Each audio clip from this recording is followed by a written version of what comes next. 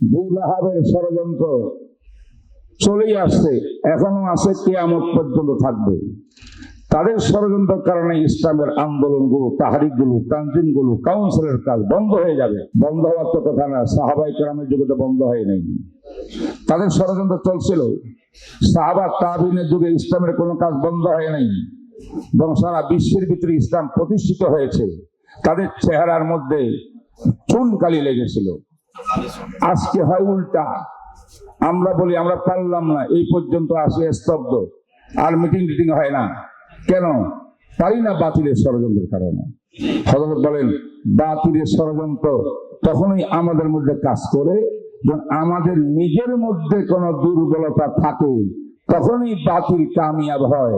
সাহাবাদের কেরামের মতো যদি আমাদের হক ও হাক্কানিয়ত, মারিফত, আমল, ইলম, আখলাক, ইত্তেহাদ, ইত্তেফাক, অন্যের সম্মান, ইজ্জতের সবকিছু উসুল মোতাবেক আমরা চলি, কোনো বাতে হাতে বিক্রি না হই, আমরা একে অপরের একরাম করি, বড়দেরকে মান্য করি, এই সিফতগুলো সাহাবাদের সিফত।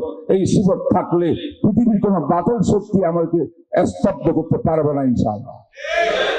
আমাদের দুর্বলতার কারণ এক নম্বর, আমাদের শখসিয়ত তামির হয়নি। আমরা ইসলামের দুইটা দিক, ইজতিমাইয়ত আর ইনফিরাদিয়ত, নামাজ, রোজা, হজ, যাকাত, তাহাজ্জুদ, কোরআন তেলাওয়াত, চোখের পানি, এটা ইনফিরাদিয়ত।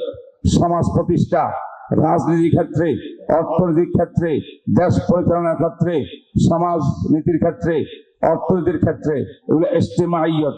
দুইটাই আমাদের লাগবে। সমান সমান ইসলামের তাওয়াজুন সৃষ্টি করেছে। আমরা যদি ইজতিমাই কাজকে প্রাধান্য দিয়া ব্যক্তিগত ইনফিরাদি কাজকে বাদ দিয়া দিই, গাফেল হইয়া যাই, নামাজ রোজা ঠিক না থাকে, আমল আখলাক ঠিক না থাকে, এই সম্মেলন কামিয়াব হবে না। আবার যদি আমরা ইজতিমাইকে বাদ দিয়ে বলি দালি কাইসার আলী কাইসার ওয়া মা লিল্লাহি লিল্লাহ, আমরা নামাজ রোজা মসজিদ মাদ্রাসার মধ্যে আবদ্ধ থাকবো, দেশ পৃথিবী চলবে বাতিল মতবাদ অনুযায়ী, সেটা তো সেকুলার। এই সেকুলারিজমের পদ্ধতিতে কোনো মুসলমান থাকতে পারে না।